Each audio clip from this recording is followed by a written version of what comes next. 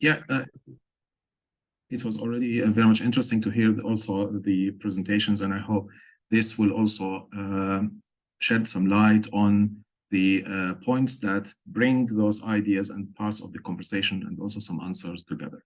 So as you have seen all in the eDoer ontology, it is meant, as also Christian mentioned, to be modular, connecting different parts to each other, the curriculum, modeling, user profiling, and so on and so forth. And so in our work, we go deeper into the modeling of the knowledge from the educational content that is available for or through the eDoer platform. And we develop methods to enrich the taxonomy that is used and convert it into a full knowledge graph. And to that end, what I'm going to talk about is why the use of knowledge graph in eDoer. So what are the tasks that are defined and that define the need for a knowledge graph on the eDoer platform, and then go to what is the knowledge graph that you are creating, because knowledge graphs can be of variable types. And so we define the limitations of the graphs and the features that we are developing for this graph, and then going a step further to discuss in detail how this knowledge graph is constructed. And that includes three main points: how the taxonomy was transferred into a knowledge graph, and how the semantic relations were extracted based on text mining pipelines to enrich the taxonomy and create the graph connections, and then how the experts and content creators were also integrated in that process. And then I'm going to highlight how the eDoer knowledge graph itself is integrated into the system altogether, and that reflects also on one of the questions that were mentioned. So without further ado, why do we need knowledge graph based on eDoer? eDoer as a platform for educational content to create it, and also a learning platform based on recommended learning journeys, has an educational content that is based on a clear taxonomy. And that taxonomy is followed by experts who create those the educational content, which come from the same or similar domains, creating educational content that might be similar on a semantic level and a contextual level. And so the idea of having multiple experts creating those content and the similarity between this content is not always defined from the experts themselves. And here comes the role of automatic systems that can support finding those similarities and creating semantic relations between educational content that is created from different experts, and so on and so forth. A part of the need for educational knowledge graph also is the need for creating personalized learning experiences, like Gabor mentioned, and that is based, as Gabor highlighted in the first presentation, on the user profiling and the preferences of the user and so on. But personalizing the learning path recommendation as a journey to reach your final learning goal is not only from the user perspective and the user profile information, but also from the metadata that is included in the learning content itself, and how this learning content then relates to each other and creates a journey through a path in the knowledge graph. And so transferring this taxonomy into a knowledge graph also enabled finding potential paths that the learner can reach from their current state to their final learning goal. And so far, the research on and development of the educational knowledge graph in eDoer is basically meant so far, or has been developed to address the following challenges: connecting the educational content that comes from multiple experts who create materials in multiple time spans and also in different languages. It also provides a context as a knowledge representation structure, provide a context through the interconnections between the elements of the educational content, and that is meant to support then context-aware recommendations, which is what we're talking about in creating or regarding creating a meaningful learning path for the learner. Meaningfulness here is basically defined by the context of this learner and how the learning path can correspond to their actual need. And then the graph itself is meant to provide services that help several parts of the system. For example, finding transitive relations between learning elements and therefore enhancing the suggestions to the content creators what relevant content that exists in our databases, which they can also use in their journeys that they are creating. And also services that reflect the role of certain graph nodes, for example, courses or topics in connecting domains and experts. So here we can think of transferable skills, and those have educational content in the form of courses in the knowledge graph or in our database, and highlighting the role of such skills in connecting different domains is also a part of the services that our knowledge graph is offering. So what is the knowledge graph that we are talking about based on that, and that has been developed based on that need? Well, the definitions of knowledge graphs are very diverse. And so we're not going to focus on how the definition is phrased, but rather what it actually means. From a knowledge management background, we focus on the knowledge in the knowledge graph. And the knowledge graph then that we have developed is basically meant to be a knowledge representation structure that can form a network between real-world entities. The entities in our case are taken from the eDoer taxonomy, educational content on multiple levels, journeys, courses, topics, and so on and so forth. On the implementational level, this is realized through a graph database, whose nodes reflect those different levels of the taxonomy. So we have multiple node types, and the relations then reflect also multiple connections between those elements. The hierarchical connections that the expert define, for example, what courses are included in a journey, and then the semantic relations, which are extracted automatically from our text mining pipelines. That leads us to, let's say, set the definition of eDoer's knowledge graph, which is an educational knowledge graph, who's constructed by experts and automatic systems through creating the connections between those the existing educational elements or learning objects, if we want to use a standard terminology. The construction of this graph is through creating the content from the experts and then defining the relations, which are then extracted also semantically and defined by the experts. So here, the meaning is that we don't enrich the knowledge graph or create the knowledge graph by finding additional content, but rather by finding the semantic relations between elements of the existing content. And the knowledge graph is designed also to support contextual learning path recommendations through the embedding of learning context between those elements of the educational content created by the experts.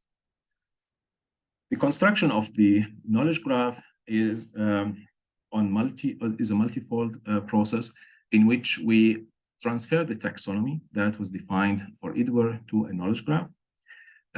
We create semantic relations after mining the semantic similarities between the textual content of the metadata of this educational content or multiple levels of the taxonomy, and then the integration of the experts. And this is very important because as an educational knowledge graph, we were very much aware and keen on having the pedagogical aspects of creating the graph in mind. It's not only a technical process that follows some language models, finding semantic relations of some type between educational content or between text, whatever that text is, but it's rather a pedagogically informed solution in order to embed this knowledge and reflect it on the context of this educational content. So the first step is converting the taxonomy to the knowledge graph itself. As has been shown also in the demonstration of the system, eDoer has a clear taxonomy starting from a journey which represents a learning goal. The journeys are composed of courses, which are in turn composed of topics. And each topic now have open educational resources, OERs, which are grouped into educational packages. And so one topic can have multiple groups of open educational resources that are categorized somehow. Different journeys that are created by different experts, for example, in the system, follow a tree structure or a hierarchical structure. Experts can still have the ability to choose a course that was already created by another expert, but basically they follow this structure to define their educational content. And so our task was to look for meaningful methods and semantic methods to create relations, and to find the relations between multiple levels of the taxonomy. We focus on the courses and topic levels, and we connect them amongst each other and also with the other levels. So we connect courses, we look for connections between courses themselves, between topics, and also between topics and courses. And what we end up with is finding a full knowledge graph from the basic journeys that were created by the experts. Again, here I remind that we're not looking for enriching the taxonomy with additional content, but rather finding the semantic similarities between the elements of that content. And I will go here to show a part of our knowledge graph. You can all see the three journeys, I assume. Great. So these are the main three journeys that we, or the experts, have created in one of the projects, in OSCAR project, which handles the researcher mental health, career development, and transferable skills, which are taught in one of the partner university, the ULB. So basically, what we have in the knowledge graph, if I would extend the content of those journeys showing only what the experts have created, we can expand those journeys and see the courses connected to them. And here the journeys are in green, the courses are in red. You can see that some of the experts decide to choose or to use the course that already exists in the system. Those courses also have other or have topics that are connected to them, which we show through the graph relations. And a journey has a course, and a course has topic, and then a topic has educational package. If we extend now to the level of the topics, you can already see that the graph gets a little bit a mix. However, when we arrange stuff, you can see that many of the journeys or some of the journeys are partially isolated, and others, despite their condensed content, they are only connected partially through what the expert or the course that the expert have chosen. What we do is now to analyze the content of the metadata, so the textual content in the metadata of those journeys and of those courses and topics, and we search for semantic relations. So if I would go here and only show the semantic relations that have been found between the courses and the topics through the has semantic relation tool, we can find that, sorry, highlight everything, and then try to find those semantic relations. 147 semantic relations have been found from the textual content of the metadata or in the metadata for those courses. And that is then what creates more connections and links these courses and topics to each other and amongst each other, and also to other journeys that exist already in the system from this project, and also other journeys that you can see from other experts that have been created. And so arranging stuff a little bit, show them in a nicer way, you can see now that the connections are more condensed in the knowledge graph. And we can see that there are communities in the graph that are formed. So that's also an important part of finding context of those educational topics, in this case, that create a graph cluster, which transfers to a community, or which is a community in the graph that can reflect a context in which all these topics are appearing because they are semantically similar to each other. Other conclusions that we can also get from the graph structure is finding the topics and courses that play a role, an important role in connecting the journeys to each other. So, for example, the journey of transferable skills and the journey of research and project management and the career development, they are connected through courses and topics related to defining goals. And this define your goal topic can link a full journey to other journeys that are also similar because they handle similar topics, and it can connect it to communities of other topics from the same context. And this is also reflected through some of the graph metrics. For example, the betweenness centrality measure, which is a measure that shows the role of some graph nodes in connecting graph communities and graph parts to each other.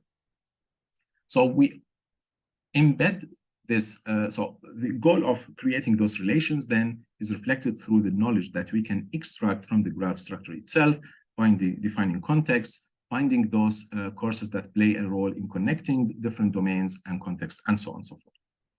Going back to the slides, this is another example as well from the other project, the WebSmart project, in which there are courses about elderly care, the communication, handling dementia cases, mobility of the elderly, and the hygiene in elderly care homes. And we can see that the courses and the journeys were created by experts also separately, and how the knowledge graph again shows a connection between those, between this content, shows communities, and also enables relating them to each other and to other journeys that are created in the same domain on a semantic level. Now, these are the relations that are created and how they can reflect or add, reflect the knowledge that is in the knowledge graph, but how the semantic relations themselves are extracted from text. So we depend on the metadata, and also reflecting on one of the questions, what do we use for finding those relations? We actually use the textual content of the metadata itself, not the textual content of the material, for example, if it's a manuscript, but rather the textual content of the metadata or within the metadata. And we focus from all the metadata fields on the titles and descriptions, because they include the expert's opinion of what this material includes, especially in the description field. So from titles and descriptions, we go and use some intelligent approaches or language modules or models, sorry, to calculate the similarities. So if we talk about title similarities, two courses in the system, for example, from our researcher mental health journey are psychological resilience and emotion regulation. These titles are then translated through algorithms into vectors.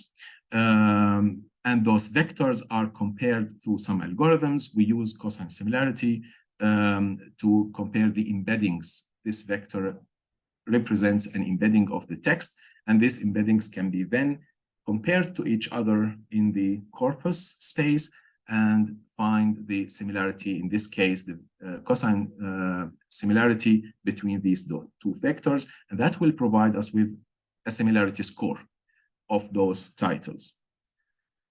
Descriptions, on the other hand, have more content, and having more content in the description reveals more topics and more separate concepts that are themselves comparable to each other. So the titles are usually short text component, which might reflect a certain level of similarity between the courses, but the description is very much valuable. And the use of the description itself was also influenced by our discussions with the experts about requirement management, about the requirements for creating those relations and how the descriptions can provide more insights on the content. And so what we do in order to utilize the long content of the description is that we extract the topics also through language models of topic modeling and topic extraction. We find the topics included in each of those two descriptions. And then we compare the individual topics that have been found to the other topics in the other course. each topic from the first course is compared to each one of the other topics, and so on and so forth, in order to create a matrix of the comparison, so similarity scores between individual topics. And here, this matrix embeds all similarity scores between all these topics to each other. And then from that, we calculate an average similarity, which reveals also a level of semantic similarity between, between the two descriptions. So we go into a more detailed topic level because we have more information in the long textual content. Altogether, these two processes are done through a full text mining pipeline that we have also worked on for the semantic relation extraction for the or based on the eDoer taxonomy. And this is simply getting the data, the hierarchical data, and also the information from the database about these data levels, so the metadata, and it separates the titles as a short textual description from the description of the courses and topics, which is a longer text input.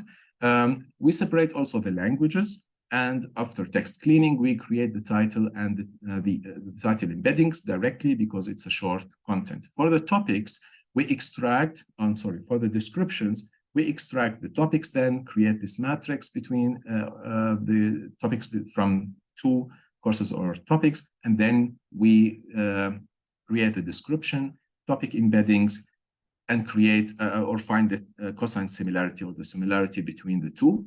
And here we mind having multiple languages. At the moment in the knowledge graph, we focus on German and English languages because of the content created from the projects we are involved in. And simply we follow a translation approach in which we compare in the same language corpus space instead of comparing two other languages. This is at the moment being also developed in terms of how we can use models that can compare two languages in the same corpus space. For example, the DaVinci 3 model from OpenAI. So here from those, we can create a final decision of creating a relation in the graph or not. And here we follow also a rule-based system, depending on the expert requirements and also feedback about how those relations are created. And then we define them as a new relation between the educational elements in the graph. I mentioned several times that experts are a part of our decisions, and this is very much important for us to develop a solution that corresponds to the content creator requirements and also to the pedagogical content expert concepts. So we were lucky in our projects to have experts from all those domains, and we tried as much as possible to utilize their knowledge and try to find out the requirements and the rules that we should follow in creating such an educational knowledge graph. And so the whole process is based on a knowledge acquisition and requirement analysis, which is done with expert focus groups that we conducted at the very beginning of developing the concepts for our knowledge graph.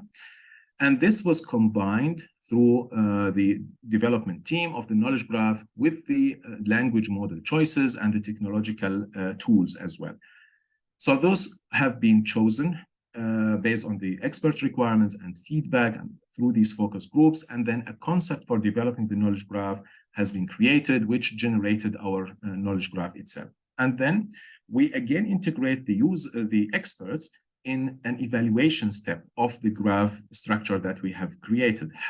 So the questions, have the graph or has it been able to really find a context of those learning elements to each other, to reflect the semantic relations between the educational element?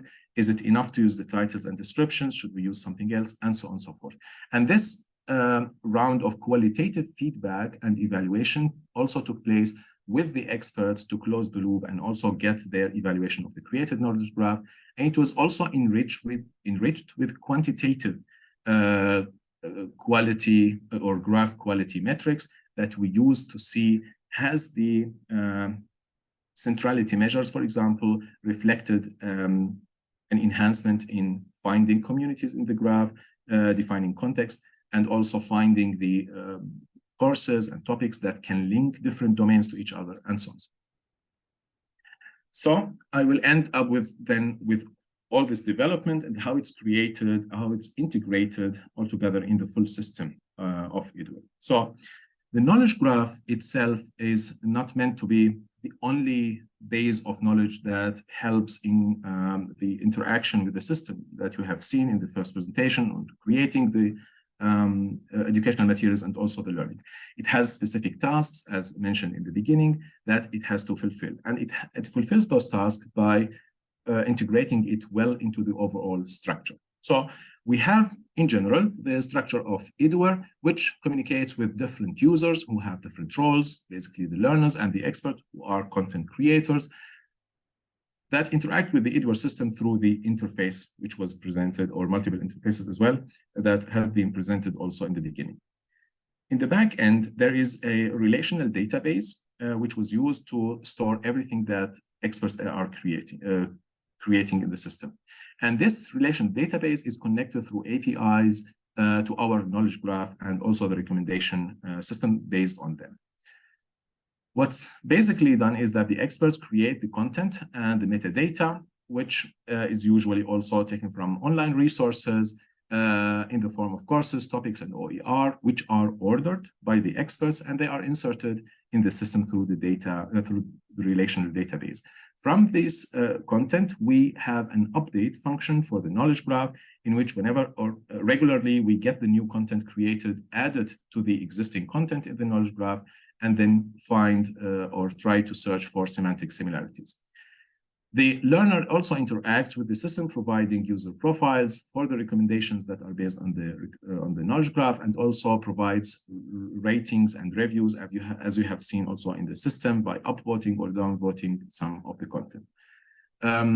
Based on this information, we then use the knowledge graph structure to make a decision and provide some services. So the decisions are made basically in a form of a learning path recommendation, and providing information or insights from that graph in the form of path rating, centrality measures, like if a course is highly connected to other courses, does this course play a role in connecting different journeys to each other, and so on and so forth. All of this is reflected through centrality measures. The communities that are formed in the graph to show also a context of a certain learning object, like course or a topic. We also provide search results that are transitive to find courses that might be relevant to this course through multiple hops in the graph. So on the multiple steps, which is relevant to irrelevant, so these transitive relations, and also provide explanations why this element has been recommended, for example, or exists in the certain domain from the surrounding or the communities in the graph. So basically utilizing the graph structure to provide insights on the connectivity of the educational content or elements in the database. This is technically basically how this is connected to the other parts of eDoer.